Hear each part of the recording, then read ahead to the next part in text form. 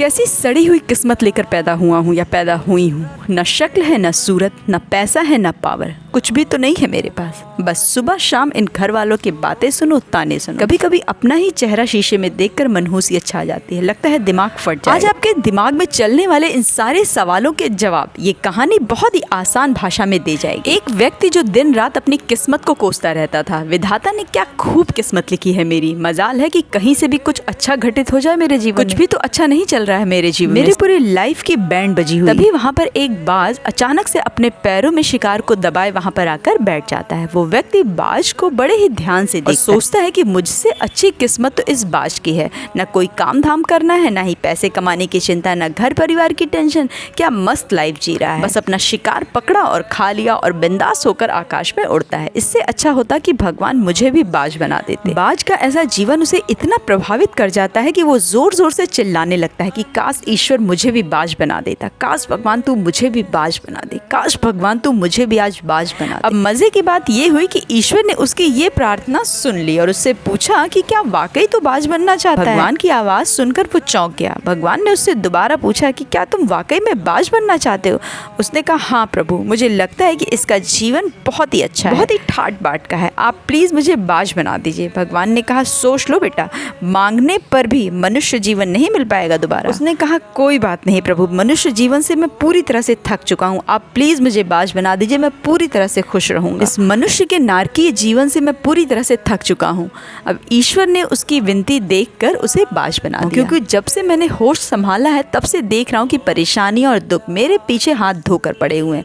2 दिन चैन से बीतता नहीं कि तीसरे दिन नई आफत आ जाती है। भगवान उसे फिर से समझाते हैं कि तू देख ले, सोच, मैंने तुझे बड़ी ही प्यारी जिंदगी दी है। वो कहता है, भगवान बस आप मुझे बाज बना दीजिए, अब मुझे कुछ नहीं चाहिए। भगवान ने उसकी प्रार्थना सुन ली और उसे बाज बना दिया। बाज बनने के बाद अब वो खुले आकाश में मस्त होकर उड़ना शुरू कर देता है और कहता है, क्या मस्त जिंदगी है, जहाँ चाहूँ वहाँ जा सकता हूँ, जितना ऊंचा चाहूँ उतना ऊंचा उड़ सकता हूँ। मानव जीवन में तो ये कभी भी पॉसिबल नहीं। दिन भर की खिटखिट पिट-पिट, 2 लोगों की बात सुनना, किसी को खुश ना रख पाना, बहुत ही अच्छा किया मैंने बाज बनकर। कहानी में आगे बढ़ने से पहले, उसका अंत जानने से पहले कुछ बातें आपसे कहनी थी जो जरूर सुनकर जाइएगा। आप चाहते हैं कि आपके जीवन में सब कुछ पूरी तरह से लल्लन टॉप हो, यानी बेस्ट, पर प्रयास आप ढेला भर भी नहीं करना चाहते। सुबह शाम आप अपने बस भाग्य को कोसे पड़े और आपकी अपने ऊपर बहुत बड़ी कृपा होगी अगर आप अपने अंदर की एनर्जी या ऊर्जा को अपने दिमाग की ऐसी तैसी करने में यूज ना करें। आप खुद सोचे कि आप अपना पूरा समय इंस्टाग्राम की रील देखने में, यूट्यूब वीडियोस देखने में, ढेर सारे अनाप शनाप शॉर्ट्स देखने में बिता रहे हैं। दिन भर अपने आप को कोसना, अपने भाग्य को कोसना, अपने परिवार के लोगों को कोसना और अपने को कम आंकना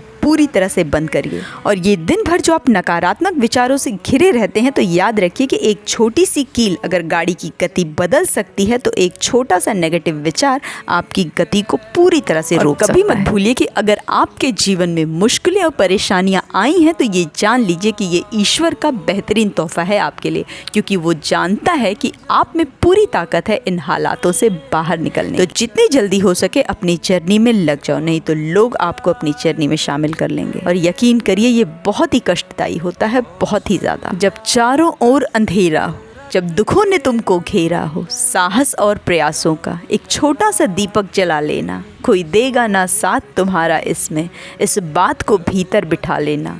तुम अपनी एक राह बना लेना, जीवन का तिमिर मिटा देना, जीवन का तिमिर मिटा देना। छोटी सी रिक्वेस्ट है आपको कि अगर इतनी अच्छी वीडियोस को अगर आप लाइक और कमेंट और सब्सक्राइब नहीं करोगे, तो यूट्यूब ऐसी वीडियोस को आगे नहीं भेजता। तो प्लीज, अगर ये वीडियो आपके जीवन में थोड़ी भी वैल्यू ऐड कर पा रही हो, प्लीज आप इसे अपना पूरा सपोर्ट करिए, ताकि औरों के जीवन का अंधकार भी मिट सके। तो अब बढ़ते हैं कहानी में आगे। अब बाज बनने के बाद वो अपना पूरा जीवन पूरी मस्ती से जी रहा था। ऊंची ऊंची उड़ानें भरता, आकाश में खूब घूमता रहता, थोड़ा सा शिकार कहीं से पकड़ लेता, खा लेता और मस्त जिंदगी जी रहा था। दिन भर मस्ती से उड़ने के बाद जब शाम हुई तो वो नीचे आया। अब उसे भूख लगने लगी। अब बाल बहुत ही मस्त जीवन जीने लगा। पूरे दिन आकाश में उड़ता रहता, ऊंचाइयों को छूता, फिर नीचे आता, फिर ऊपर जाता। कहता, क्या मस्त जीवन मैंने प्रभु से मांग लिया है। मुझे तो लगता है भगवान को सबको बाज ही बना देना चाहिए। शिकार की तलाश में वो उड़ा ही था कि उसने देखा एक बीमार चिड़िया झाड़ियों में फंसी हुई है। सोचा, चलो आज के भोजन का इंतजाम तो हो गया, मुझे ज्यादा प्रयास भी नहीं करना पड़ा।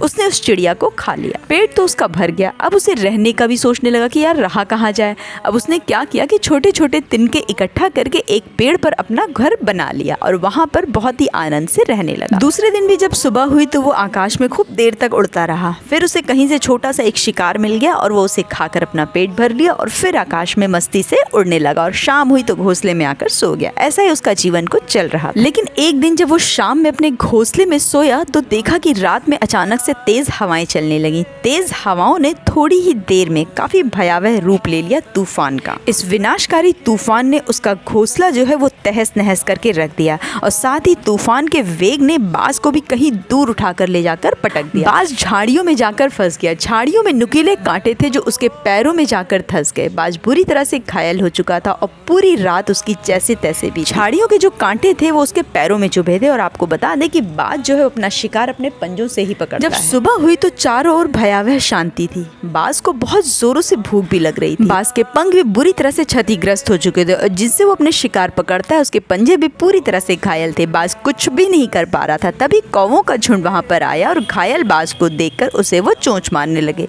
बाज उनसे बचने के लिए थोड़ी ही दूर उड़कर जाकर बैठ जाता है पर कौवे उसका पीछा नहीं छोड़ते हैं। वो उसे लगातार परेशान कर रहे हैं। कौवों का झुंड आज बाज का ही शिकार करना चाह रहा था। बाज ने अपनी पूरी ताकत लगाकर एक ऊंची उड़ान भरी।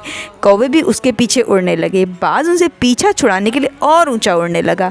इतनी ऊंचाई पर कौवों को दिक्कत होने लगी। कौवे ज्यादा ऊंचाई पर उड़ नहीं पाते हैं। वो अंत में थक हार कर उन्होंने बाज का पीछा करना छोड़ दिया। तब जाकर बाज किसी तरह से नीचे आया लेकिन भूख और दर्द से बाज की हालत पूरी तरह से खराब हो चुकी थी। तभी वो जाकर एक हॉस्पिटल की छत पर बैठ जाता है और वहाँ आने जाने वाले मरीजों को सोचने लगता है कि अगर मैं इंसान होता तो इतनी छोटी सी चोट का इलाज तो तुरंत मिल जाता। खाने को भी कोई कुछ ना कुछ दे ही देता। भूख से मेरी ऐसी स्थिति तो ना होती। पर आज मैंने अपनी स्थिति ऐसी बना ली कि कुछ नहीं किया जा सकता। यही सोचते सोचते बाज के प्राण निकल गए। पर इस कहानी का ये मतलब बिल्कुल भी नहीं है कि जो चीज हमारे जीवन में जैसी है उसे वैसी ही स्वीकार कर ली जाए। जो चीज एफर्ट लगाकर मेहनत कर बदली जा सकती है उसे हमें बदलने का प्रयास जरूर करना चाहिए।